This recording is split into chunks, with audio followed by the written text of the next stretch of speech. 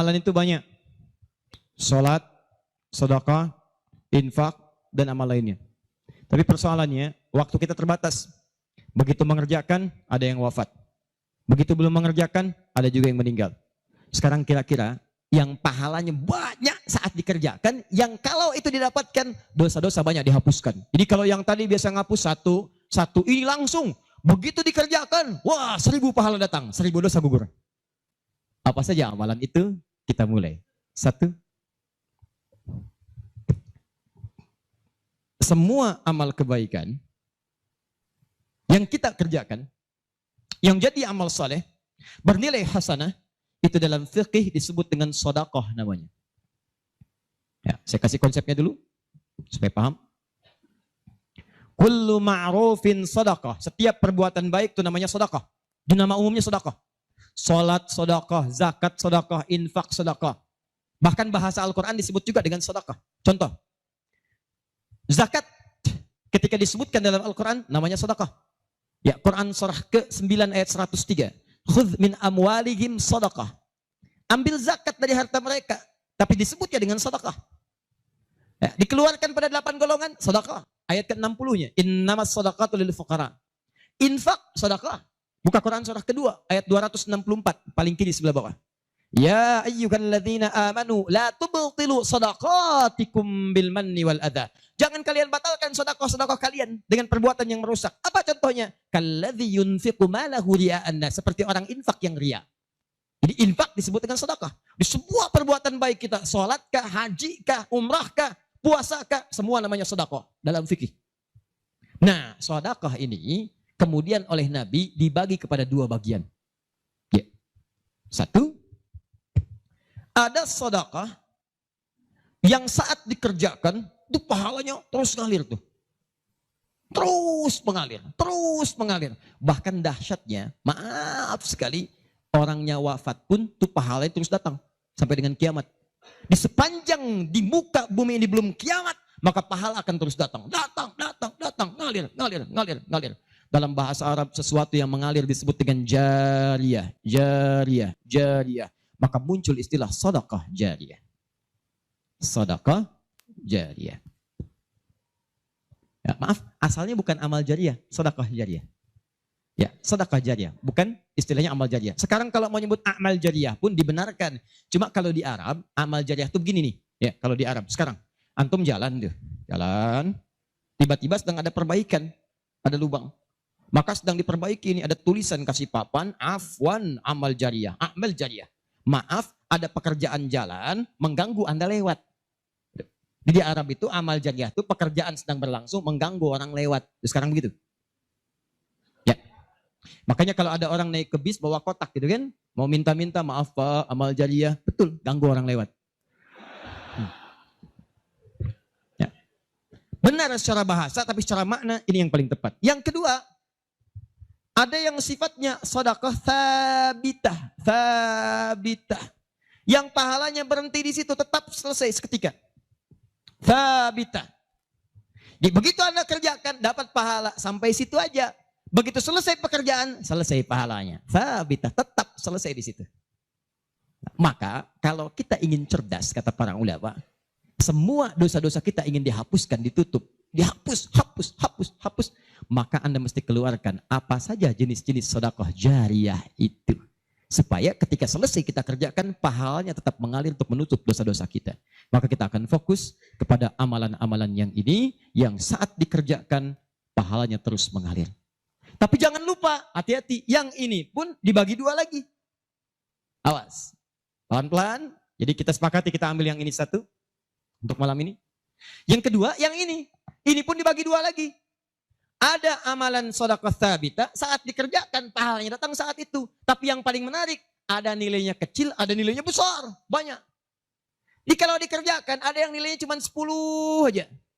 Tapi ketika Anda kerjakan yang kedua ini, ada yang 700, ada yang 70.000, ada yang 700.000, sekali dikerjakan.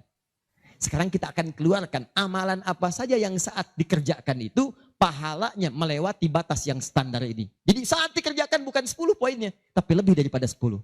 Amalan apa saja itu pada sedekah thabitah dan amalan apa saja yang jariah yang kita bisa keluarkan dan menggugurkan dosa-dosa kita. Sepakat sampai sini? Baik. 1. Kita langsung ke poinnya. Untuk yang sedekah tsabitah, amalan standar yang tetap. Yang biasa-biasa, contoh, misal sholat, begitu dikerjakan sekali, dapat 10. Selesai sholatnya, selesai pahalanya. Jelas? Tapi beda ketika antum mengerjakan sholat berjamaah. Ya. Dia tsabitah, tapi pahalanya berlipat. Tsabitah, tapi pahalanya berlipat.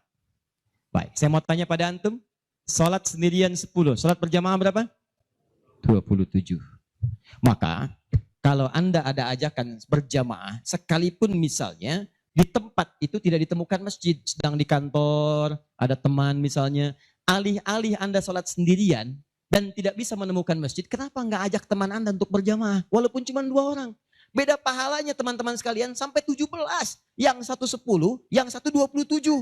Karena sholat berjamaah itu hadisnya dibagi 2. Ada hadis yang mengajak ke masjid, ada hadis yang masjidnya nggak ada, cuman bisa berjamaah. Sholatul jamaati afdalu min sholatil fardi bisa bin wa isyrina darajah. Sholat berjamaah lebih utama daripada sendirian. 27 jamaah di sana sifatnya umum. Kalau ada di masjid usahakan ke masjid. Kalau nggak bisa ke masjid karena alasan syar'i, maka yang penting jamaah. Saya suka bingung nih. Ini kan di rumah kamar banyak, tempat luas. Kenapa kok bisa di rumah ada 5 orang? Ini ada istri, ada suami, anaknya 2, asisten rumah tangga 1. Kok bisa ini sholat di kamar yang ini sholat di kamar yang ini sholat di ruangan yang ini? Kenapa di rumah itu nggak kumpul satu tempat berjamaah? Pahalanya 27. Satu kedua, 500 tahun. 2 ketiga, 500 tahun. Jadi kalau antum sedang lupa-lupa tuh, ingat-ingat dosa. Daripada milih sendirian cuma 10, berapa dosanya pada saat itu? Boleh jadi pahala sholat antum 10, tapi dosanya pada hari itu 20. Tuh. Bagaimana cara nutupnya? Maka biasakan naikkan. Jamaah. 1, sholat berjamaah. Karena itu panggilan-panggilan sholat dalam Al-Quran seringkali menggunakan bentuk jamaah. Silahkan cek. Panggilan sholat pertama Al-Baqarah ayat ketiga. Alladzina yu'minuna bil ghaib wa yuqimun, tunaikan dengan orang banyak, bentuk jamak. Mereka tunaikan dengan orang banyak, kerjakan dengan banyak orang. Makanya kalau bisa berjamaah, kenapa mesti sendirian? Jelas sampai sini? Kalau antum ke masjid itu lebih banyak lagi. Tadi sudah saya jelaskan, datangnya dapat 25, masuk masjidnya, i'tikafnya, macam-macamnya. Makanya kalau sudah ada panggilan jamaah untuk ke masjid dan antum bisa mengerjakannya, demi Allah saya katakan, jangan tinggalkan. Jangan tinggalkan. 1. 2. Saya sebutkan yang banyak saja supaya agak cepat. 2. Membaca dan menghafalkan Al-Quran. Membaca dan menghafalkan Al-Quran. Amalan kelihatannya sederhana, tapi pahalanya begitu berlimpah. Insya Allah. Tahan sebentar. Tadi kalau sholat sendirian, berapa pahalanya? 10 sholat. Baca Quran, bukan sekali baca, 1 hurufnya 10. 1 huruf. Dalilnya At-Tirmidzi nomor hadis 2910. Perhatikan kalimatnya. Man qara'a harfan min kitabillahi falahu asyru hasanat. Siapa yang bisa membaca 1 huruf saja dari kitabullah, dia mendapatkan padanannya 10 kebaikan. Nanti saya tuliskan rumusnya nih. Lihat baik-baik, ini enggak sembarangan dia, ini enggak sembarangan. Siapa yang baca 1 huruf saja dari Al-Quran, dia akan mendapatkan 10 kebaikan setiap hurufnya. Walam aqul alif lam mim harfun. Saya tidak katakan tulisan alif lam mim itu 1 huruf, bukan. Alif lam mim dibaca 1 huruf, bukan. Walakin alifun harfun, lamun harfun, mimun harfun. Tapi setiap alifnya 10, lam 10, mim 10. Walikuli harfin asyru hasanat. Dan setiap antum bacakan 1 hurufnya 10 kebaikan, 10 pahala. Jadi kalau saya bacakan alif lam mim, dapat berapa? Belum tentu. Belum tentu. Lihat sini, saya tunjukkan cara bacanya. Sebagian kita mengira itu kecil, tapi menurut Allah itu luar biasa. Perhatikan baik-baik. Lihat sini.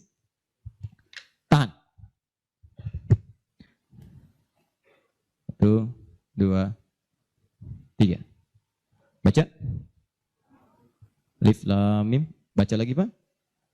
Bagus. Ada lagi yang bisa dengan tajwidnya yang lebih bagus? Siapa lagi? Boleh, silakan angkat tangan.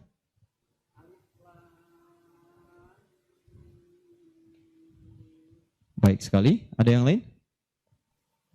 Ya.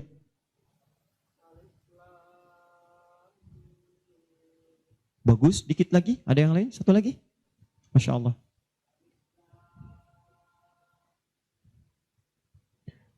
Bagus sekali. Cuman sayang ini bukan alif lam mim, ini alam. Alam nasyrah laka sadrak.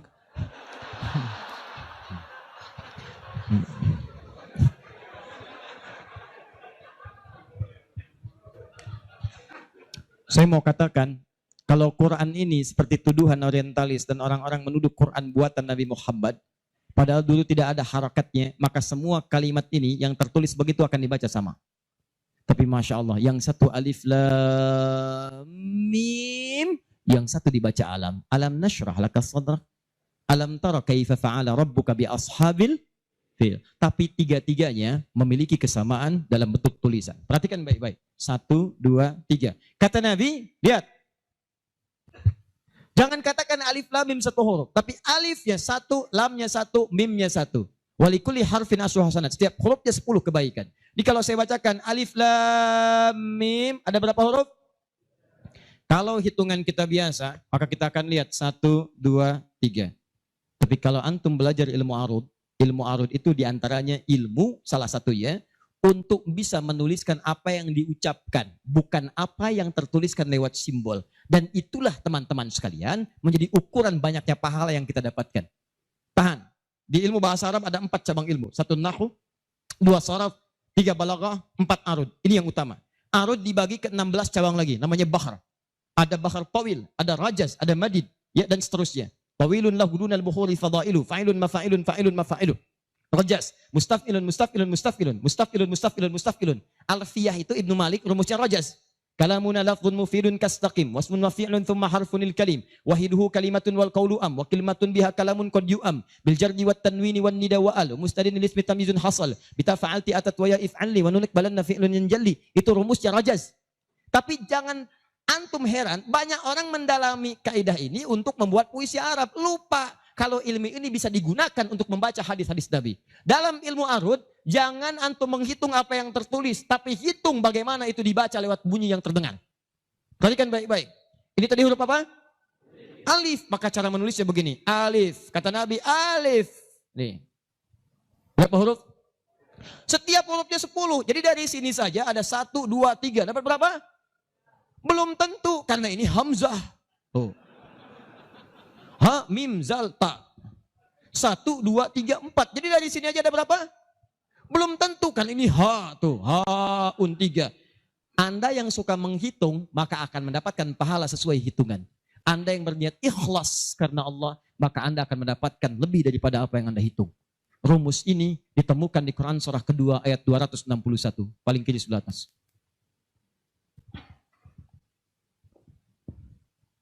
Tahan, tahan. Pelan-pelan. Ini rumus adanya di ayat infak. Tapi cara menerapkannya di semua kategori cara kita beramal. Orang kalau berinfak tahunya dapat 700. Matsalul ladzina yunfiquna amwalahum fi sabilillah kamatsali habba. Orang yang infak di jalan Allah seperti menanam satu benih.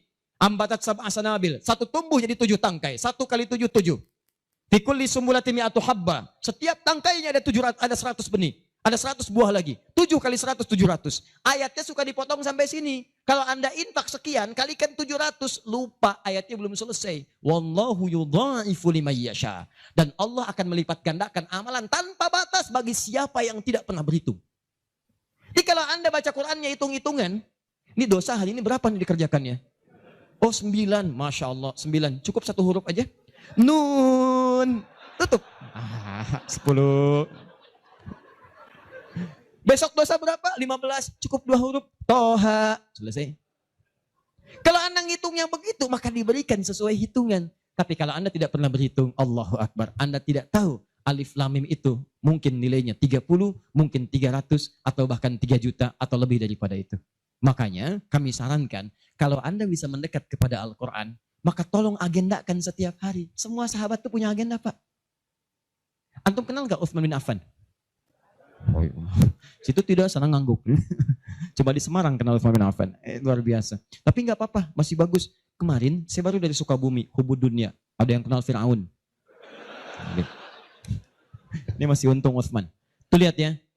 Utsman itu bukan cuman cerdas dalam urusan bisnis dunia, tapi tijarah akhiratnya itu luar biasa. Utsman paham, saya di dunia boleh kaya, tapi di akhirat bagaimana status saya? Maka beliau siangnya mengumpulkan harta dunia untuk ibadah, malamnya mengumpulkan pundi-pundi akhirat. Demi Allah saya katakan, Utsman itu di antara sahabat yang disebutkan oleh Imam An-Nawawi bersama Abdurrahman bin Auf, bersama Tamim Ad-Dari, yang diikuti kemudian oleh Imam Asy-Syafi'i generasi setelahnya, jauh setelahnya, itu punya amalan kalau malam terbiasa menghatamkan Al-Quran dalam tahajudnya. Khatam Quran.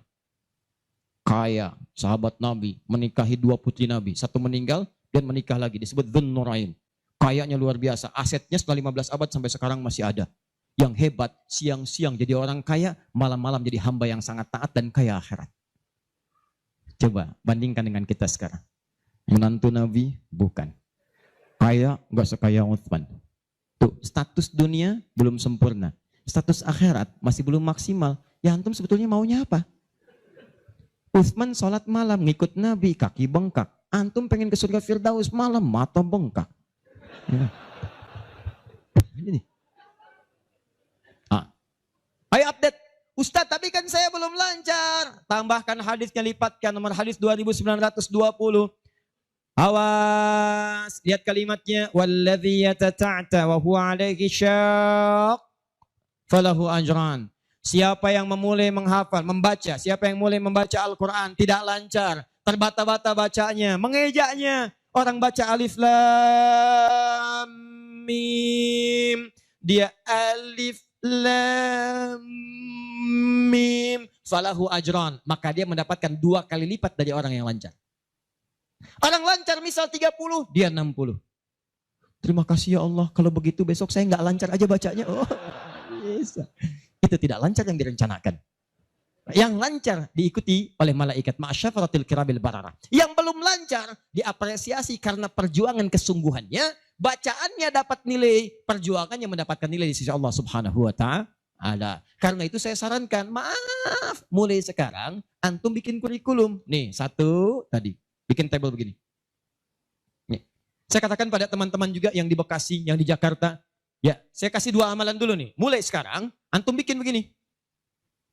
Tahan ya, teman-teman sekalian, nanti saya sampaikan bagaimana seorang Mu'adz, orang Mesir, baru kecil belum balik sudah menyiapkan amalan ini. Punya program. Nih. Harinya, nomor. 1, 2, 3, dan seterusnya. Ini misalnya harinya apa besok. Amalannya apa? Mulai dengan sholat di sini. Jamaah. Ini tadi bacaan Al-Quran. Kalau bisa, saya sarankan setiap hari mulai menghafal. Walaupun cuma 1 ayat. Usahakan menghafal. Demi Allah saya katakan, pahala menghafal Quran lebih banyak daripada baca. Paling minimal 4 kali lipat. Karena itu ayat menghafal disebutkan 4 kali dibandingkan ayat baca. Silahkan cek Quran surah ke-54. Ayat 17, ayat 22, ayat 32, ayat 40. Saya ulangi. Ayat 17, ayat 22. Ayat 32, ayat 40. Ada? 17, 22, baik. Kemudian 32 dan 40. Kenapa ketawa? Benar kan? 4 ayat 17, ayat 22, kemudian ayat 32 dan 40. 17, 22, 32, 40. Berapa kali disebutkan? Walaqad yassarnal Qur'ana lidzikri. Sungguh telah kami mudahkan Al-Quran untuk dihafalkan, diingat. 4 kali disebutkan. Ya, maka ada yang menyebutkan menghafal Quran itu keutamaannya 4 kali dibandingkan dengan sekadar membaca. Baca, baca, baca. Orang baca itu biasanya cuma sekali. Dzalikal kitabu la raiba fihi hudal lil muttaqin. Sekali. Tapi orang menghafal jangan harap sekali. Dia akan terus mengulang. Dzalikal kitabu dzalikal kitabu dzalikal kitabu la raiba fihi la raiba fihi la raiba fihi dzalikal kitabu la raiba fihi la raiba fihi dzalikal kitabu la raiba fihi hudan lil muttaqin dzalikal kitabu la raiba fihi hudan lil muttaqin dzalikal kitabu la raiba fihi hudan lil muttaqin. Pertanyaan saya, berapa banyak pahala yang didapatkan? Berapa huruf dia bacakan. Makanya kalau antum ingin melipat gandakan pahala dengan banyak, dalam satu hari antum punya agenda. Boleh antum baca, misal target sehari saya baca misal 1 halaman dan hafalkan 1 ayat. Kalau antum sudah punya kebiasaan begitu, demi Allah saya katakan, Allah akan merubah keadaan hidup Anda jadi lebih nyaman. Tidak cukup dengan amin. Baca, hafal. Wah, Masya Allah. Syukur-syukur begitu sedang sholat berjamaah, minta sujud, terus meninggal gitu kan. Wah, itu paling enak. Mau begitu? Di subuh ya. Itu pun kalau tiba ajalnya. Ya, bacaan Quran lebih lebat lagi. Ya, jadi kalau antum bisa seperti itu, nanti bonusnya banyak. Di alam kubur, jasadnya akan utuh. Dan di akhirat diberikan mahkota. Dan yang ketiga diberikan peluang untuk memberikan syafaat dengan izin Allah dengan Qurannya kepada anggota keluarganya. Ahli Quran itu, kalau dia hafal kemudian Qurannya, benar menghafal Qurannya, maka saat di akhirat akan langsung dimuliakan oleh Allah. Dipakaikan jubah kehormatan dan membimbing, menggandeng bapak ibunya yang saleh, yang beriman, beserta pasangannya dan keturunannya untuk dibawa masuk ke surga. Itu ada di Quran surah ke-35 ayat ke-33, ditafsirkan dengan Quran surah ke-13 ayat 23 sampai 24 dengan awal kalimat yang sama. Jannatu 'adnin yadkhulunaha.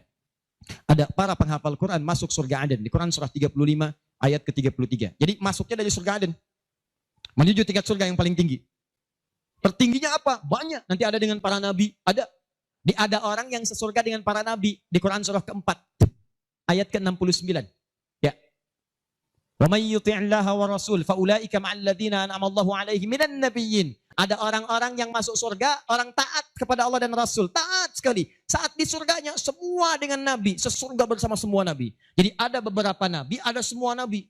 Kalau beberapa nabi namanya Anbiya. Makanya di surah Al-Anbiya, surah ke-21 dikisahkan beberapa nabi. Tapi kalau semua nabi itu nabiyin namanya. Dari Nabi Muhammad SAW sampai Nabi Adam. Ada semua. InsyaAllah. Muhammad SAW bin Abdullah, bin Abdul Muttalib, bin Hashim, bin Abdul Manaf, bin Qusay, bin Murrah, bin Kilab, bin Ka'ab, bin Ghalib, bin Fihir, bin Malik, bin Nadar, bin Kinana, bin Khuzaimah, bin Mudrika, bin Ilyas, bin Nizar, bin Mudar, bin Ma'ad, bin Adnan, bin Adi, bin Adri, bin Muqawwam, bin Nahur, bin Tari, bin Ya'rub, bin Yasub, bin Nabit, bin Ismail AS, bin Ibrahim AS, bin Azara, bin Nahur, bin Abir, bin Kinan, bin Al-Fakhshad, bin Sam, bin Nuh AS, bin Mikhlaim, Matusyara, bin Kinan, bin Anbas, bin Tif, bin Adam AS. Kumpul semua. Jauh Nabi Ibrahim ke kanannya dari Sayyidah Sarah, muncul kemudian Ishak, dari Ishak Yakub, dari Yakub turun Yusuf, dari Yusuf terus sampai dengan ke Musa, ke Daud, ke Sulaiman dan seterusnya. Muncul sampai ke Nabi Isa. Nabi Isa bapaknya Imran, Imran menikah dengan Hannah. Samping kirinya kemudian ada Zakaria. Terus itu semua nabi antum bisa lihat. Masya Allah. Akhi, antum di mana? Surga A. Dengan siapa? Depan saya, Masya Allah, ganteng-ganteng Nabi Yusuf. Dulu teman kita lihat sinetron ganteng-ganteng serigala. Ini Nabi. Oh, kita lihat Nabi Yusuf. Oh. Belakang saya Nabi Ibrahim. Pinggir saya Nabi yang punya tongkat jadi ular. Nabi Musa alaihissalam. Kanan saya Nabi yang sangat saya rindukan. Nabi Muhammad sallallahu alaihi wasallam. Penghafal Quran. Dia akan masuk, diberikan mahkota. Tafsirnya di At-Tirmidzi nomor hadis 2915. Begitu dia kemudian akan naik, maka Qurannya berkata, Allahumma halli, ya Allah, tolong hiasi dulu tubuhnya. Bedakan dengan bukan ahli Quran. Bedakan. Yuhallawna fiha min asawir. Demikian ayat Qurannya. Maka kemudian dia dihiasi dulu. Ada gelang-gelang emas, ada macam-macam. Semua tubuhnya indah. Maka Allah firmankan. Apa kata Allah? Begitu dikatakan, Allahumma halli. Maka kata Allah, pakaikan mahkota kehormatan. Begitu dipakaikan, ya Allah, berikan pula pada fasilitatornya, kedua orang tuanya, sepanjang mereka beriman, maka dipakaikan di atasnya mahkota yang lebih terang daripada sinar masuk mentari yang ke rumah. Ya Allahumma ya Allah, Allahumma halli, ya Allah tambahkan kepada penghafal, bedakan dengan fasilitator. Fayulbasu ilaihi libasul karamah, maka dipakaikan jubah kehormatan. Begitu dipakai jubah itu, kemudian difirmankan, waqar, fa inna akhira qiraatika akhiru manzilatika. Sekarang kamu masuk ke dalam surga dengan bacaan Quran yang biasa kamu bacakan saat di dunia. Akhir tempat tinggalmu, disitulah ditunjukkan pada akhir bacaan Quranmu. Di begitu dia baca Quran, setiap dia baca masuk surga. Naik ke tingkat yang paling tinggi. Dan dahsyatnya saat dia akan masuk surga itu, dia akan menggandeng bapak ibunya, istrinya, keturunannya. Buka Quran surah ke-13 ayat 23 sampai 24. Kalimatnya sama awalnya. Jannatu 'adnin yadkhulunaha. Ada orang-orang masuk surga Aden, ketika akan masuk, wa man salaha min abaihim, dia gandeng bapak ibunya yang saleh. Wa azwajihim, pasangan-pasangannya. Wa dzurriyyatihim, dan keturunan-keturunannya. Allahu akbar. Di dunia ahli Quran itu kemuliaan Qurannya akan merembet pada sekitarannya. Silahkan cek kalau nggak percaya. Anda punya anak hafal Quran 5 tahun, bapak ibunya akan ikutan mulia. Musa yang hafal Quran, bapak ibunya dihajikan. Ahmad Kabil yang hafal Quran, ibunya, perawatnya, gurunya, teman-temannya ikut haji semuanya. Nggak percaya silahkan. Demi Allah saya katakan, Quran turun di 1 bulan, bulannya jadi mulia Ramadan. Quran turun di 1 malam, malamnya jadi mulia Lailatul Qadar. Quran turun di 1 hari, harinya jadi mulia hari Jumat. Quran turun di bawah malaikat Jibril, Jibrilnya jadi mulia, penghulu para malaikat. Quran diturunkan pada Nabi Muhammad, naik status jadi Sayyidul Anbiya wal Mursalin. Quran turun di Mekah, Mekahnya bercahaya. Quran dibawa ke Madinah, Madinah Munawwarah. Demi Allah, Quran tidak pernah singgah dimanapun kecuali orang itu dan tempat sekiranya akan jadi mulia. Kalau di Semarang ini, antum bikin halaqah Quran, di Semarang ada berapa hafid di setiap tempat, demi Allah saya katakan akan terjadi perubahan di tempat itu. Semua akan mulia. Jadi begitu digandeng, bapaknya, ibunya, wa azwajihim, pasangannya, wa dzurriyyatihim, anak-anaknya, cucunya, masuk. Begitu masuk diparadekan, wal malaikatu yadkhuluna alaihim min kulli bab. Semua malaikat menyambut mereka di depan pintu surga, mengatakan salamun alaikum bima sabartum. Selamat, Anda telah sabar saat di dunia, menyiapkan bekal untuk pulang. Sabar menghafal Quran. Itulah yang disiapkan oleh Muadz. Anak usia 4 tahun, saat saya berada di Mesir, anak ini masih dini, belum balik.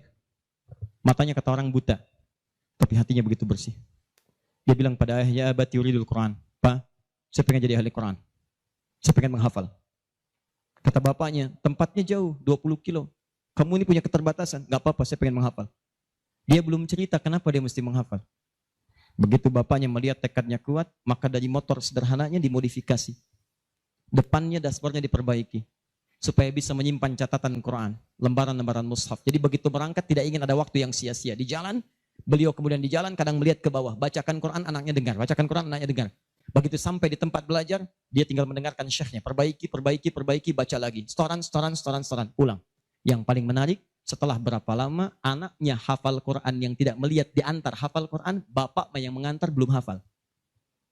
Tapi yang dahsyat, ingat baik-baik. Berlaku hadis Nabi di sini. Siapa yang memfasilitasi pada kebaikan, maka dia mendapat pahala yang sama dengan yang mengerjakan tanpa dikurangi sedikit pun. Itulah hikmahnya dalam ilmu hadis. Kenapa setiap anak ketika meriwayatkan hadis, nama anaknya dihilangkan, nama bapaknya disebutkan. Antum pernah dengar Ibnu Abbas? Nama aslinya Abdullah. Kenapa Abdullahnya dicoret? Disebutkan Abbas bapaknya. Ibnu itu anak laki-laki. Abbas bapaknya. Anaknya Abbas. Ibnu Umar, nama aslinya Abdullah. Abdullahnya dicoret. Disebutkan bapaknya Umar. Kenapa disebutkan nama orang tua, nama anaknya dihilangkan? Para pakar hadis itu luar biasa. Untuk menunjukkan bahwa amalan anak ini hasil didikan orang tuanya. Yang begitu diamalkan hadis ini, bukan cuma anaknya, bapaknya pun dapat bagiannya. Abbas itu pengusaha, Abbas itu pedagang, sibuk luar biasa. Masih sempat mampir ke majelis Nabi. Cuman gak selamanya bisa di situ karena ada kesibukan berbisnis. Maka beliau menginvestasikan anak bungsunya, namanya Abdullah kecil, untuk belajar di majelis Nabi. Boleh saya nggak ikutan, tapi anak saya mesti ikut untuk menyampaikan ke keluarga. Maka disimpan di situ. Anaknya masih muda, kecil, dengar, kadang merangkak, kadang main dan seterusnya. Tapi tahukah Anda, begitu Nabi wafat, anak itu usia 13 tahun. Nabi wafat sudah hafal 2000 hadis. Yang mesti Anda tahu, setiap beliau meriwayatkan hadis, dibuang kalimat Abdullahnya, disebutkan Abbasnya. Karena peran ayahnya yang mendidik dengan baik, maka setiap hadis ini disebutkan, Abbas ya dapat, Abdullah kecil dapat. Semuanya dapat. Demikian dengan Quran. Bapaknya mengantar belum hafal, anaknya hafal. Begitu sudah hafal, di sini saya mau sebutkan. Perhatikan baik-baik. Datang reporter Kuwait. Dengar kisahnya. Begitu ditanya, kenapa Anda mau menghafal Quran? Perhatikan jawabannya. Nih yang mau saya katakan. Saya menghafal Quran untuk mencari bekal bagi saya pulang. Saat saya menghadap kepada Allah sendirian, tangan saya bergetar, kaki saya bergetar. Saya tidak akan ditemani lagi oleh ayah yang mengantarkan saya dalam hafalan. Ibu saya tidak akan menemani, saudara saya tidak akan menemani. Saya akan sendirian bersama Allah. Ini anak masih kecil, mata nggak bisa lihat, belum balik, sudah punya pikiran demikian. Kalimatnya apa selanjutnya? Kata beliau, saya akan katakan di hadapan Allah dengan perasaan gemetar. Ya Rabb, jika memang bekal saya belum cukup untuk mendapatkan ridhamu sampai saat ini, maksudnya surga, Maka mohon ya Allah, kurangi siksaan saya di neraka dengan Quran yang telah saya hafalkan ini. Ya Rabb, jika bekal saya belum cukup sampai saat ini untuk mendapatkan ridhamu, saya telah berhafal Quran ya Allah. Saya telah berusaha menghafal Quran untuk saya bawa sampai dengan saat ini. Kalaupun itu belum cukup mendapatkan ridhamu untuk masuk surga, tolong ya Allah, walaupun saya ke neraka, kurangi siksaan saya di neraka dengan Quran yang telah saya hafalkan. Anak buta, mata belum bisa melihat, keadaan demikian, belum balik, dia sudah mencari bekal untuk pulang. Duhai Anda yang katanya pengen ke surga, surganya Firdaus, pengen bersama Nabi, demi Allah saya katakan, dari 24 jam Allah berikan pada Anda, berapa yang sudah Anda siapkan mencari bekal akhirat? Ayo kumpulin dunia, ayo silakan, silakan, gak ada yang larang. Cuma satu saat Anda akan lihat siapa yang tertawa, siapa yang tertunduk lesu, membawa catatan amalnya. Itu saya sarankan bagi Anda, ayo besok bikin. Nih, sholat mau di mana? Baca Quran mau berapa ayat? Hafalan mau berapa ayat? Mesti beda. Antum lahir belum hafal Quran wajar. Masa pulang pun gak ada yang dibawa? Ayo bawalah walaupun cuma satu ayat. Ya, saya satu surat Ustaz, An-Nas, tambah. Ya, jelas? Kalau sudah jelas, amalan ketiga, saya cepat. Tenang ya, katanya pengen sampai subuh. 3, saya cepat. Setelah ini saya ke ujungnya. Kita sebentar lagi berakhir. Ketiga, infak. Infak. Masih ingat teman-teman? Kalau yang standar tadi, berapa pahalanya? 10. Infak paling minimal 700. Infak paling minimal 700. Allahu Akbar.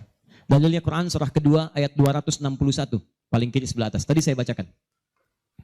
Mathalul ladzina yunfiquna amwalahum fi sabilillah kamathali habbatin ambatat sab'a sanabil fi kulli sumbulatin mi'atu habba wallahu yudha'ifu liman yasha wallahu wasi'un 'alim. Perumpamaan orang infak di jalan Allah. Infak itu, ini yang perlu saya luruskan, tidak harus menggunakan uang. Infak itu pemberian bersifat materi. Makanan itu infak. Pakaian itu infak. Buah-buahan itu infak. Silahkan berbagi. Walaupun gak ada uang, bisa kita gunakan dengan yang lain. Cek, kalau antum main ke Eropa, ada rezeki main misalnya. Main ke Auckland, ke New Zealand. Ya, di situ ada donation itu bukan cuma dengan uang. Food, kadang mereka kasih dengan makanan. Ada yang nyimpen ciki, kotaknya di situ. Di kotak infak itu, kotak dalamnya ada ciki, ada beras, dan macam-macam. Sampingnya ada yang uang. Cuman mesti dilihat dulu bagaimana bentuk kotaknya. Ya, kalau kotaknya belahan kecil, itu pasti uang. Bukan beras. Oh ini beras nih, dibuka dulu karungnya diginikan. Tidak bukan. Silakan bebas. Ya, dan itu nilainya tinggi. Kadang-kadang antum lupa di majelis ilmu ada snacknya, walaupun cuma kurma dapat 2, bagi 1 dengan teman. Air misalnya tidak harus semua oleh antum. Bagi, begitu antum bagi langsung dituliskan 700 kali lipat paling minimal. Demi Allah saya katakan paling minimal 700 kali lipat. Makanya zaman Nabi itu ada satu keluarga yang berlomba tuh mendekatkan diri pada infak walaupun dirinya kekurangan. Agak aneh tuh cara berpikirnya.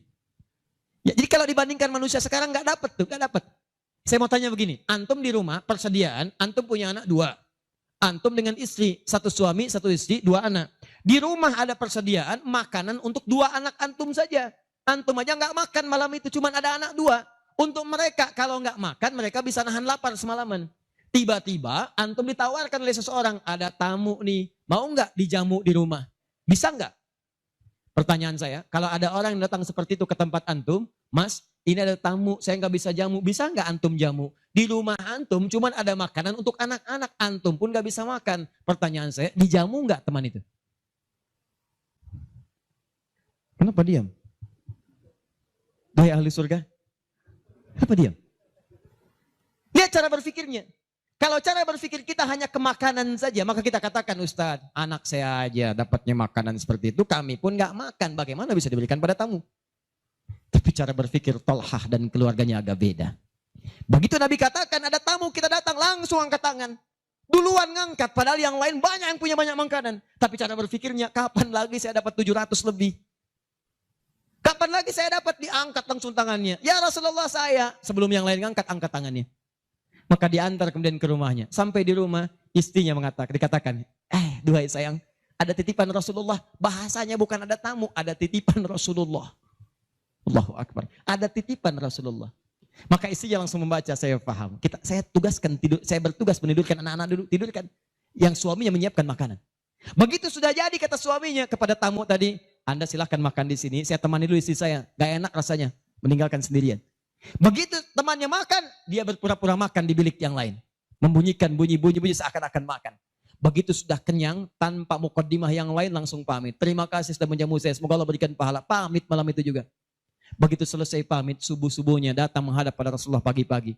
Apa yang terjadi? Turun ayat Quran surah 59 ayat 9 sampai 10 itu. Walladzina tabawwa'ud dar sampai ke kalimat wa yu'thiruna ala anfusihim walau kana bihim khasasah. Tuh cara berpikirnya. Jadi kalau antum melihat peluang seperti ini enak teman-teman sekalian, banyak sekali. Tidak harus uang, pakaian, makanan macam-macam. Jadi kalau antum beli buah tuh, antum beli 5. Di rumah ada 3 orang. Berarti antum mesti sadar Allah titipkan yang 2 lagi untuk peluang infak antum. Bukan untuk antum habiskan semua. Kok bisa orangnya cuma 3, beli mangga 5. Siapa yang menggerakkan antum untuk beli 5 mangga? Orang cuma 3. Berarti yang 2 lagi itu Allah gerakkan untuk mendapatkan pahala. Ada peluang di situ. Lu kepada siapa ya Rasulullah saya berikan? Kepada siapa ya Allah saya infakkan? Ini yang sering keliru. Kata Allah langsung turun. Fi sabilillah. Yang utama itu 5 dulu. 5. Kalau Anda temukan 5 ini, dia peluang infaknya sangat tinggi untuk diberikan.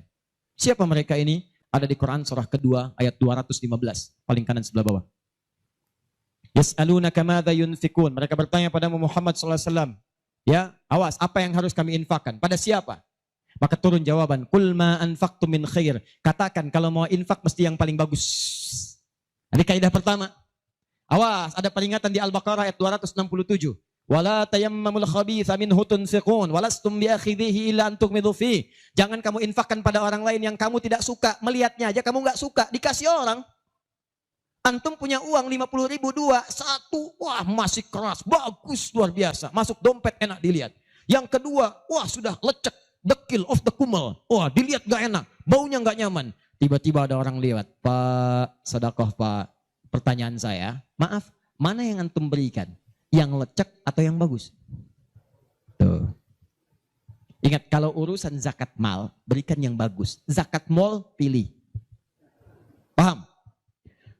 5 orang ini siapa? 1.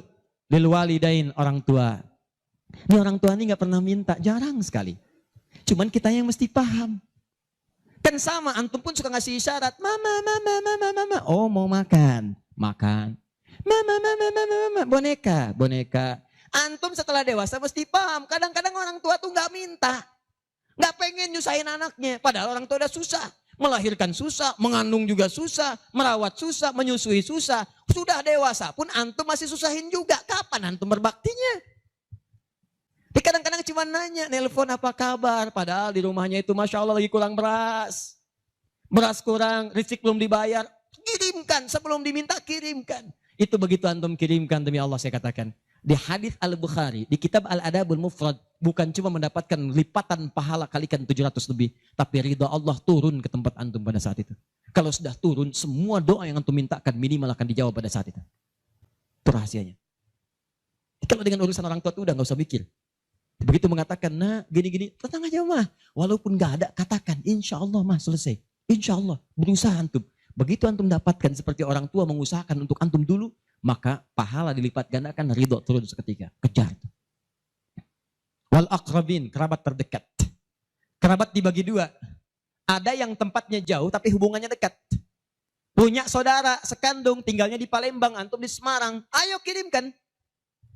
Anak bibi nggak bisa nih pendidikannya, bantu, antum ada, bantu, nilainya tinggi, jangan dikira ringan. Nih bagian kedua nanti kalau saya terangkan banyak nih, tenang aja kita masih sampai subuh. Nah, bagian kedua, saya ikutin deh, antum jual saya beli, ya, cuman saya beli sampai 9:30.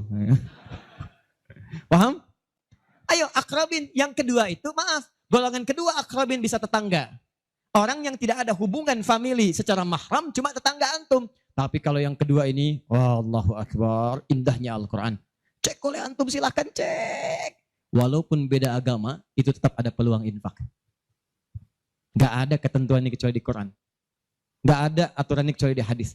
Buka Quran surah ke-31 ayat 15 paling kiri sebelah atas. Ada anak muslim. orang tua belum Islam, belum dapat hidayah. Kata Allah, urusan untuk ibadah pisahkan. Orang tua jangan paksa, doakan dia, silahkan dakwahi. Tapi urusan dunia, wasahibhuma fid dunya ma'rufah.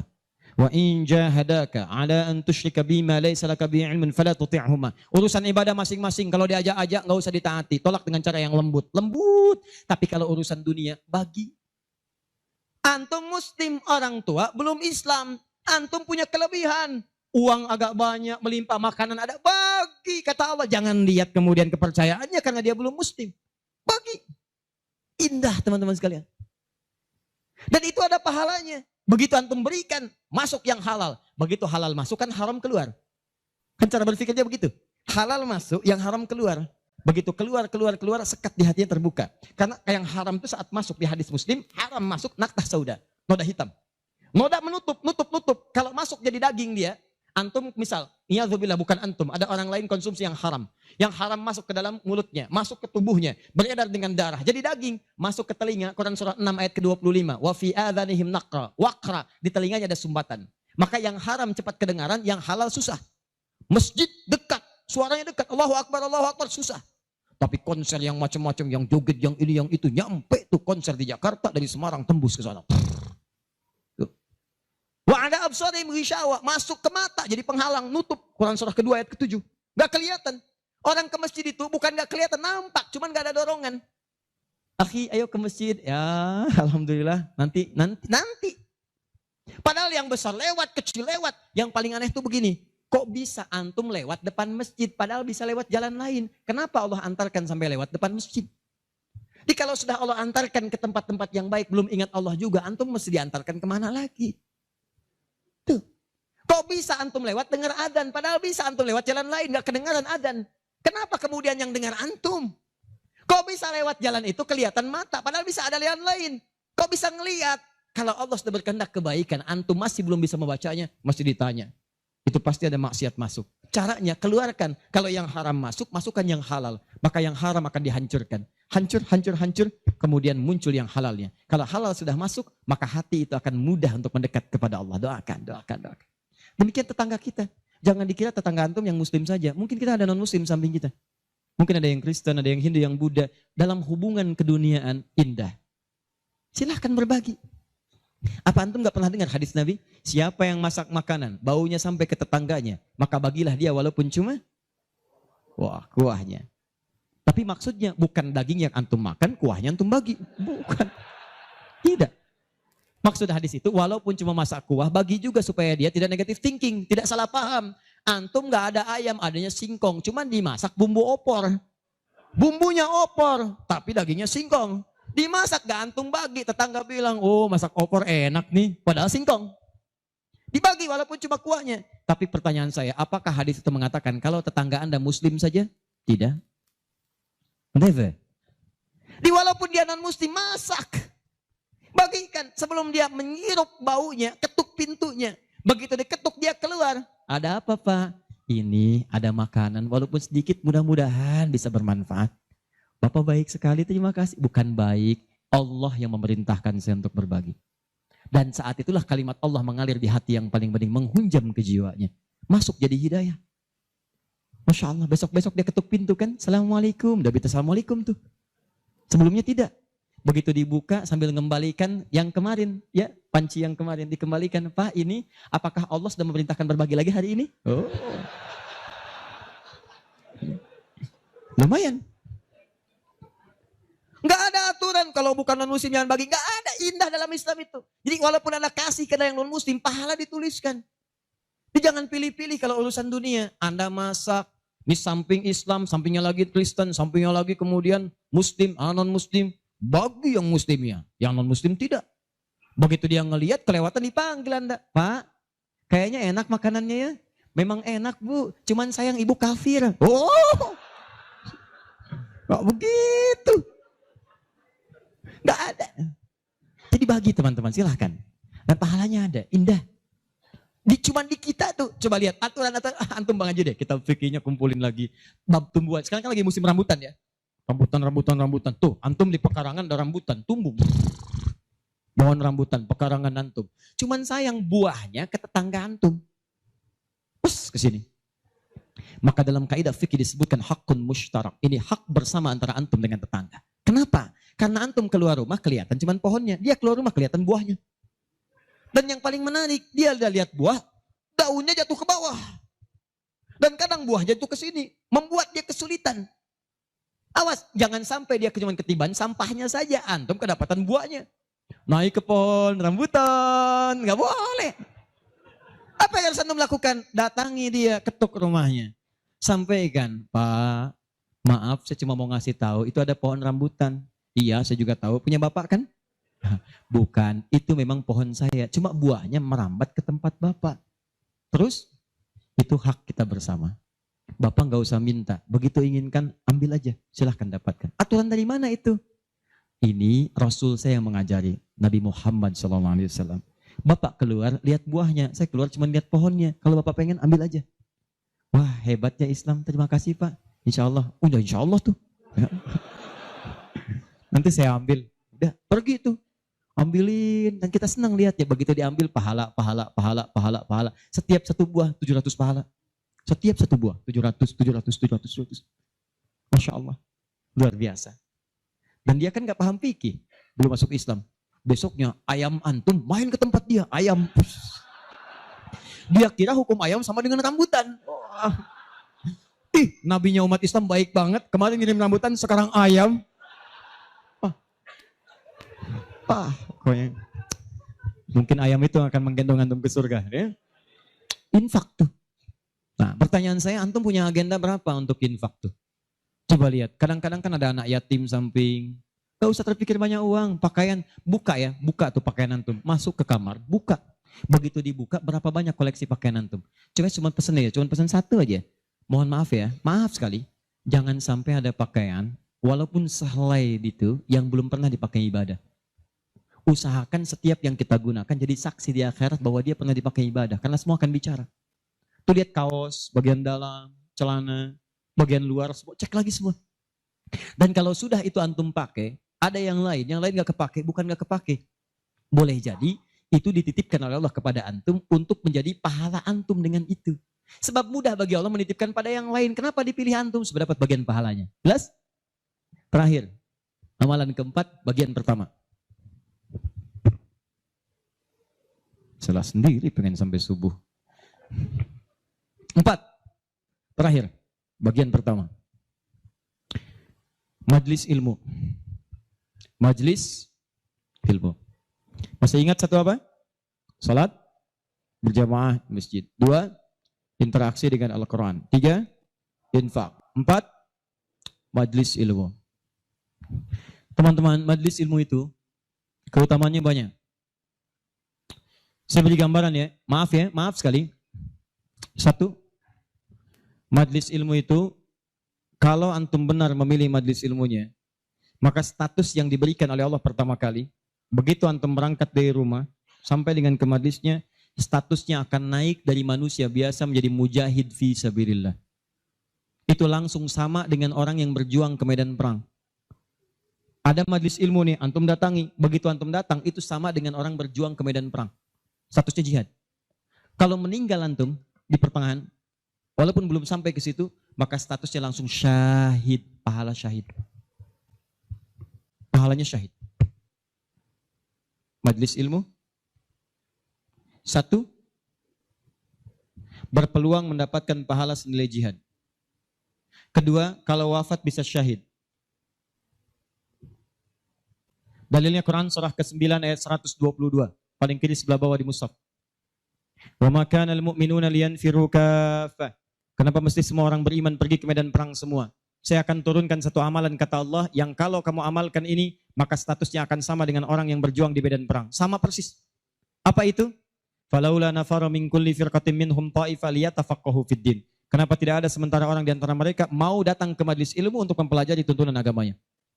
Waliyunziru qaumahum idza raja'u ilaihim la'allahum yahdharun. Dan dia mencatat pelajaran-pelajaran itu dan dia bawa pulang, dia sampaikan pada keluarga yang tidak belajar. Perhatikan baik-baik. Ayat ini mengatakan, kata Imam Mustafa Al-Maraghi, ayat ini mengatakan bahwa menuntut ilmu itu nilainya sama dengan jihad fisabilillah. Artinya kalau wafat penuntut ilmu maka status syahid. Kalau syahid maka dosa berpeluang digugurkan amalan naik. Itu seketika pahala bisa datang dan surga. Pernah dengar seorang yang pernah membunuh 100 orang? Begitu dia mau tobat, di mana dia diarahkan? Kata ulama pada saat itu, pergi kamu ke majlis sana. Ke majlis ilmu. Disuruh ke majlis ilmu. Begitu dia berangkat di pertengahan jalannya, berangkat, meninggal di tengah jalan. Meninggal. Statusnya dalam keadaan di tengah jalan ke majlis ilmu, dia bertobat kepada Allah, diterima tobatnya. Saat berangkat tuh meninggal di tengah-tengah. Ada pahalanya. Apa yang terjadi? Surga. Surga, diampuni dosa, naik ke surga. Di sini turun kemuliaan yang ketiga. Disebutkan di hadis Nabi, riwayat Ibnu Majah, nomor hadis 233.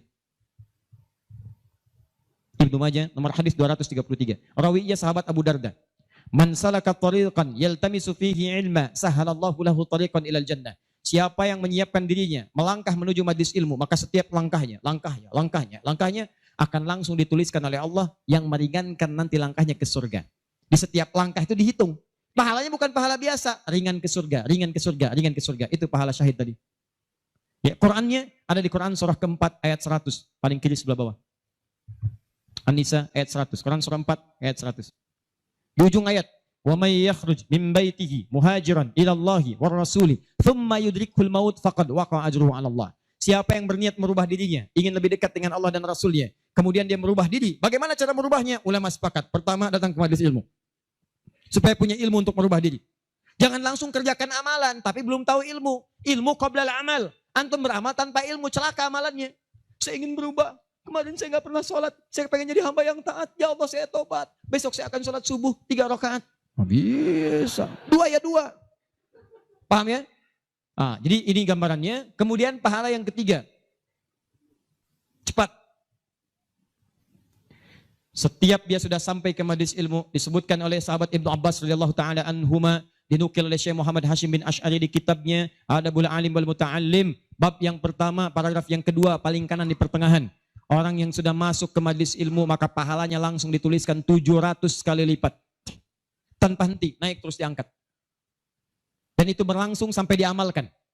Jadi kalau ada seorang hamba, cuman dia beramal tanpa ilmu. Dengan seorang hamba beramal dengan ilmu, beda pahalanya 700. Misal, antum masuk ke majelis ilmu nih, dapat 700. Diajarkan tentang sholat, bab sholat diajarkan. Kalau anda mengangkat tangan setelah menghadap kiblat, hadisnya, misal disebutkan di hadis riwayat Abu Dawud, nomor hadis 857. Di Al-Bukhari disebutkan, anda saya angkat tanganmu, misal sejajar dengan bahu. Ucapkan Allahu Akbar. Saat diucapkan rasakan, buang urusan semua dunia ke belakang. Buang, jangan bawa dunia. Hanya Allah yang paling akbar. Begitu antum tahu dalilnya seperti itu, caranya bagaimana, itu langsung dituliskan. Baru takbir sudah mendapatkan 700 kali lipat.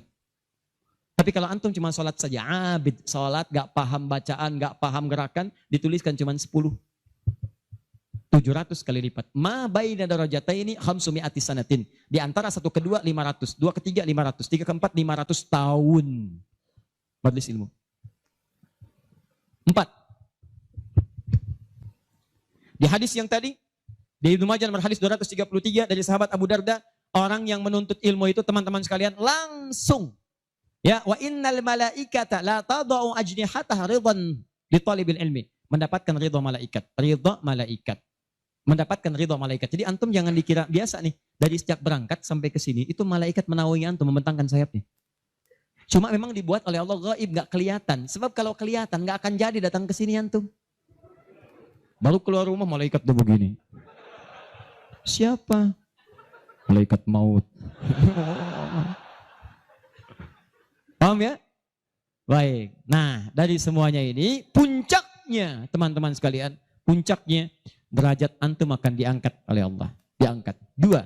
1 karena ilmunya, kedua karena imannya. Dalilnya Quran surah ke-58 ayat 11. Yarfa'illahu alladhina amanu minkum walladhina utul ilma darajat. Jadi saran saya dengar ini ada 46 majlis ta'lim berkumpul di sini. Ini anugerah. Tidak mudah mendapatkan itu. Tidak mudah. Di saran saya, setiap ada majlis ilmu, ayo datangi. Bagi waktu masa dalam sepekan gak ada untuk akhirat.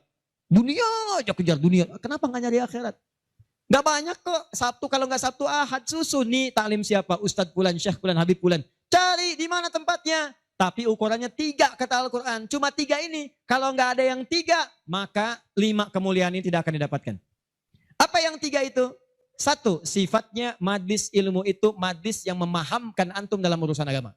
Bukan menjauhkan anda dalam urusan agama. Dalilnya Quran surah ke-9 tadi ayat 122. Liyatafaqahu fiddin, membuat mereka paham tentang agama. Jadi kalau ada majlis yang hanya membuat tertawa, tidak ada isinya, bahkan menjauhkan antum dari Allah, ngolok-ngolok ayat Al-Quran, ngolok-ngolok hadis dan sebagainya, maka yang seperti itu bukan majlis yang dimaksudkan lewat ayat tadi. Jelas? Ya. 2. Syaratnya kata Allah, kalau antum ingin masuk majlis, statusnya di syahid, maka antum mesti berniat dengan benar saat masuk ke majlis ilmu untuk memahami itu dengan mencatatnya dan memahaminya. Jadi begitu antum paham, catat, bawa catatan itu untuk kembali sampaikan kepada orang-orang yang tidak belajar. Itu sekarang lebih mudah, share di media sosial. Antum sekarang dapat satu hadis, share. Begitu di-share ada daripada share yang tidak jelas. Bikin status. Semarang mendung aja bikin status. Hari ini Semarang mendung, emang kenapa? Apa dengan status antum akan berubah jadi cerah? Tidak ada. Sudah. Bikin yang bagus. Hadis kirimkan. Hadis Nabi SAW. Keutamaan bagi seorang pekerja. Keluarkan. Begitu antum share ke teman-teman antum pengusaha, mereka semangat semua. Semangat. Antum jangan lupa begitu diinjakan kaki bekerja karena Allah, setiap tapak itu pahala. Kirimkan ayatnya. Kawan-kawan, Quran surah keempat, ayat 34. Berita gembira untuk kita. Niatkan yuk karena Allah. Begitu di-share, mereka lihat 10 orang meniatkan karena Allah. Antum dapat bagian pahalanya tanpa dikurangi sedikit. Kirim. Jelas? Nah, ini kalau gitu antum kurunkan. Majlis ilmu mana di sekitaran Semarang? Siapa ustadznya, siapa syekhnya yang bisa mengangkat iman, bukan cuma datang, bisa menangkat ilmu. Ya, lihat. Ini saya sedikit detilkan nih. Maaf ya, sedikit aja. Saya sedikit detilkan. Mengangkat ilmu dan iman itu bersamaan disebutkan. Yarfa'illahu alladhina amanu minkum walladhina utul ilma darajat. Jadi kalau ada majlis imannya mengangkat tapi ilmunya tidak, maka ini pun belum seimbang. Atau ilmunya luas tapi iman gak terangkat. Ini jadi masalah. Apa ciri orang terangkat imannya? Maka dia gemar menunaikan amal soleh. Maka jika Anda menemukan majlis-majlis mendorong Anda mengerjakan amal soleh, ikuti majlis itu. Dan saya katakan pada Anda, kalau materi saya tidak membuat Anda dekat dengan Allah, membuat Anda terbuah untuk beramal soleh, tinggalkan saya. Cari ustadz yang lebih baik. Saya bukan ustadz seperti yang disyarat oleh Al-Quran. Cari majlis lain. Tapi cari ustadz-ustadz yang membuat Anda dekat dengan Allah. Cari. Kedua, ilmu Anda meningkat. Ilmu meningkat itu apa cirinya? 2 cirinya. 1, dengan ilmu itu memudahkan Anda ibadah. Misal, sholat. Belajar sampai paham bacaan dan gerakan sholat. Supaya mudah ibadahnya, khusyuknya dapat. Ini kan ada sindiran di Quran, kata Allah, banyak orang sholat gak paham bacaan dan gerakan sholat. Ayo jujur, katakan pada diri sendiri. Sampai sekarang malam ini, berapa persen bacaan sholat yang antum pahami? Jangan-jangan Anda sholat tapi gak ngerti yang dibaca. Bagaimana bisa khusyuk? Ruku gak ngerti, sujud gak paham. Bagaimana bisa khusyuk sholatnya? Antum minta rezeki, isa aja 4 kali. Warzukni, minta rezeki. Habis sholat minta lagi. Ya Allah mohon berikan aku rezeki. Yang tadi apa saat sholat? Warzukni. Ya bagaimana kita bisa mengerti apa yang diucapkan kalau kita tidak belajar? Makanya cari. Nah mengerti itu bahasanya paham. Fikih. Makanya ada kitab sholat namanya fikih sholat, fikih umrah, fikih haji. Belajar sampai paham. Tuh lihat berapa banyak sekarang yang umrah tapi nggak paham yang dikerjakan. Putar. Sekarang kadang suka sedih gitu. Apalagi banyak yang ria. Ria itu kan menggugurkan amalan. Begitu disampaikan habis amal. Ini ada yang jual kebun, jual tanah nyampe sana nggak ada nilainya. Sekarang orang aja tawaf sampai live.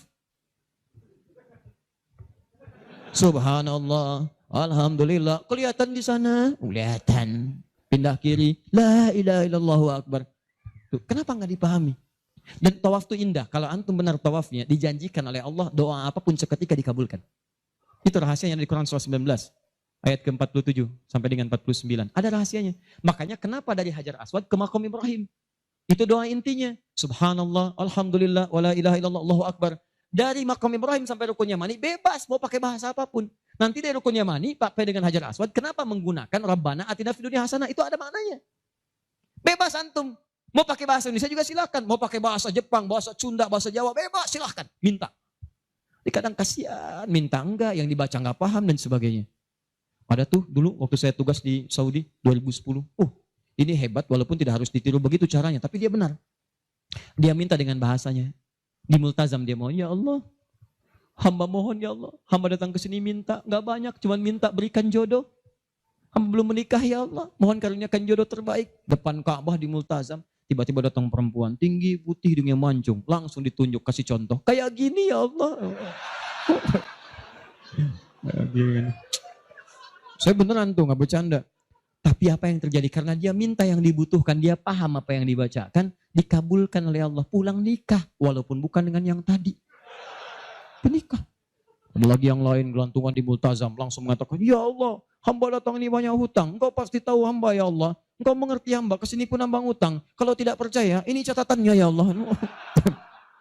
Benar. Pulang lunas gitu kan. Nah, dia ngerti yang dibaca. Kadang-kadang kita kerjakan sesuatu yang kita pahami, makanya yuk ngaji sampai paham. Enak kalau sudah begitu. Begitu Anda memahami sesuatu, nah ilmu naik. Kalau orang paham, itu ciri yang pertama, dibawa ke ibadah mudah. Yang kedua, perluaskan wawasan. Karena dalam fikih itu ada hal-hal tertentu yang menjadi kemudahan. Bukan harus itu saja yang dikerjakan. Babnya dalam fikih. Fikihnya nanti dalam kajian madhab. Madhab itu ada muqarin, turunannya ada pilihan. Pilihan-pilihan itu membuat kita lebih mudah. Ada yang tanpa pilihan, satu dalil, satu contoh. Itu artinya semua dipandang bisa. Contoh, angkat tangannya, begitu ngangkat tangan langsung letakkan yang telapak kanan di punggung yang kiri. Angkat Abu Daud misalnya. Begitu Anda angkat, fawadha yadahul yumna lal yusra, letakkan yang kanan telapaknya di punggung yang kiri. Antara mengangkat dengan meletakkan pakai fa, harfu atfin rabitin baina syai'aini bila hudud. Paham? Harfu atfin huruf sambung, rabitin yang mengikat baina syai'aini antara dua hal. Pekerjaan pertama dengan yang kedua bila hudud tanpa jeda. Pertama mengangkat tangan, kedua meletakkan. Antara mengangkat dengan meletakkan tanpa jeda, angkat langsung letakkan. Letakkan yang telapak kanan di punggung yang kiri, letakkan, selesai. Ini satu dalil, satu contoh. Nah kalau sudah satu dalil, satu contoh, kita nggak usah kreatif. Misal, tapi saya tidak bermaksud menyalahkan ya. Kalau ada, silahkan dapatkan dalilnya, sampaikan dan saya pelajari. Angkat misalnya, letakkan langsung. Ah gak enak Ustaz. Masa kiri duluan? Kanan kan bagus. Kiri kan kurang bagus. Kenapa nggak kanan dulu baru kemudian masuk kiri? Jadi angkat Allah, masuk kanan, kiri, baru begini. Kadang-kadang kaki naik dikit.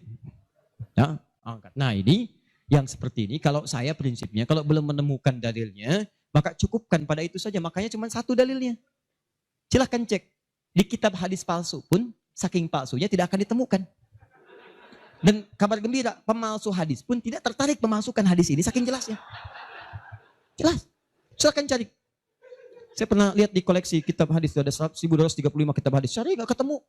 Saking jelasnya gitu kan. Ya ini satu. Tapi kalau ada pilihan itu artinya maaf umat itu dipandang tidak semua bisa mengerjakan satu yang sama. Maka silahkan pilih yang memudahkan antum. Misal dalam sujud. Ini antum mau sujud nih. Dari inti dalam sami Allah liman hamidah. Akan sujud. Kan cuma dua caranya. Kalau tidak dengan lutut, dengan telapak tangan. Ayo yang pakai lutut siapa? Mau sujud pakai lutut dulu. Yang pakai telapak tangan? Yang nggak pakai lutut, nggak pakai telapak tangan. Angkat tangan ayo. Nah ini dia. Ini saya serius nih. Di Bekasi pernah kejadian suami istri nggak tegur sapa semalaman gara-gara persoalan ini. Suami pulang dari kantor macet nyampe rumah lewat isya yang ke masjid sholat di rumah. Begitu sholat yang turun lutut duluan. Istri melihat begitu selesai tanpa muqaddimah. Istri langsung berkata, papa sholatnya tidak sesuai sunnah. Kenapa mah? Harusnya telapak tangan duluan, bukan lutut. Papa menjawab, mama yang nggak tahu hadis. Padahal dua-duanya nggak tahu hadisnya. Satu ngaji di guru A, dua guru B. Besoknya datang. Begitu datang, saya cuma senyum, Pak Ibu tahu nggak?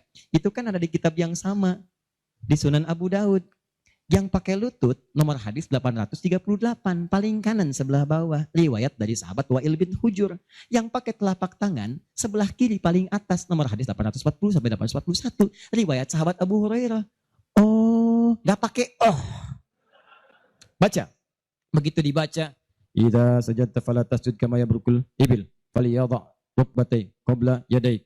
Jika kamu ingin sujud jangan duduk seperti duduknya unta. Kalimatnya ibil. Ya, unta masih umum. Maka letakkan lututmu sebelum telapak tanganmu. Maka yang kedua Abu Hurairah. Hadisnya berbunyi kurang lebih bima makna. Idza sajadta fala tasjud kama yabrukul ba'ir. Unta tunggangan yang sudah ada beban.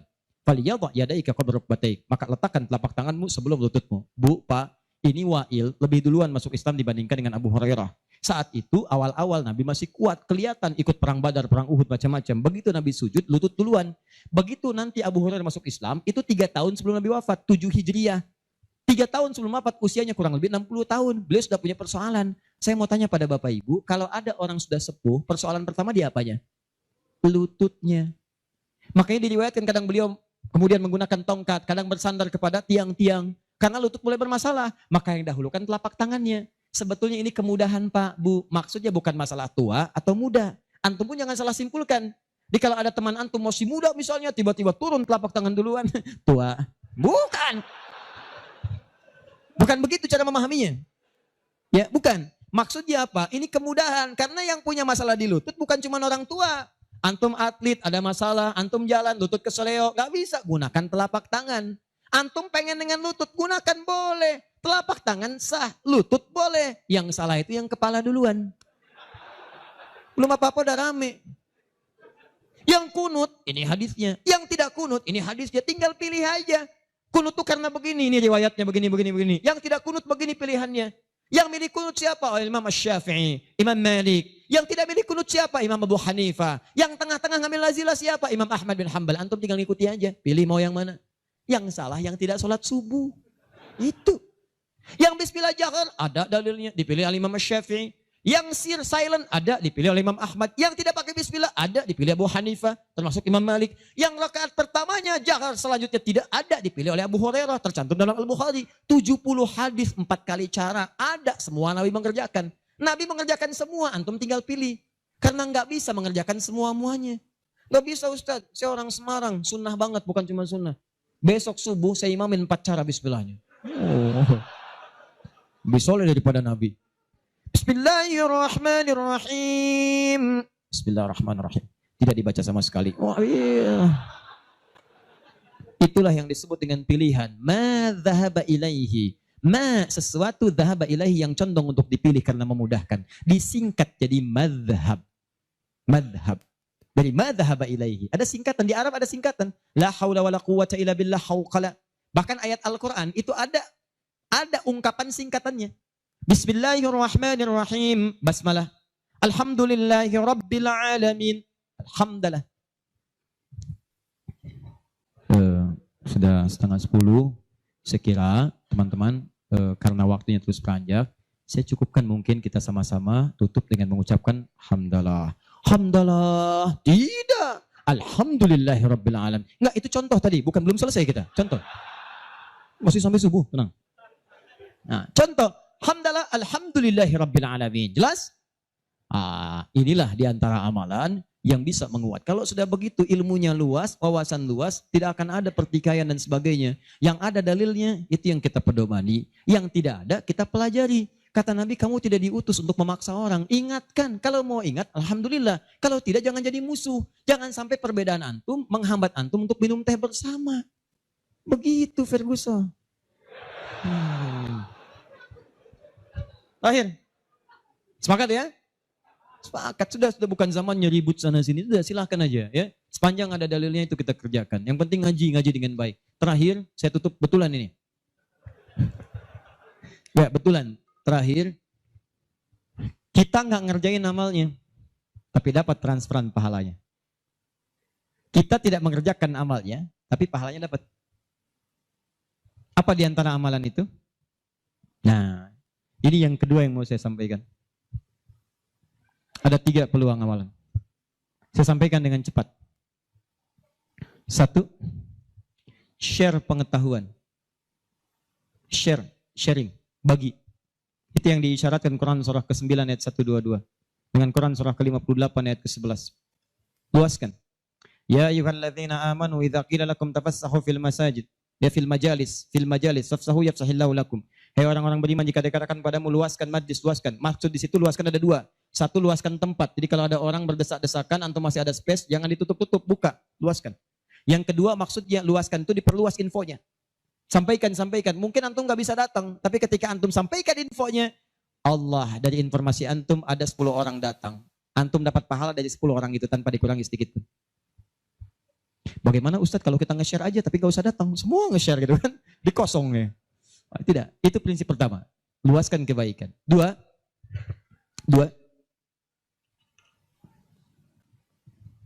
berinfak dengan harta pada amalan berganda. Berinfak dengan harta pada amalan berganda. Maksudnya sedekah jariyah. Contoh, tadi kan saya contohkan 4 kan? 4 ya? Masih ingat tadi? Di antara 4 itu Bukankah ada interaksi dengan Al-Quran? Baca menghafalnya, nih, antum punya modal 50.000, pengen infak.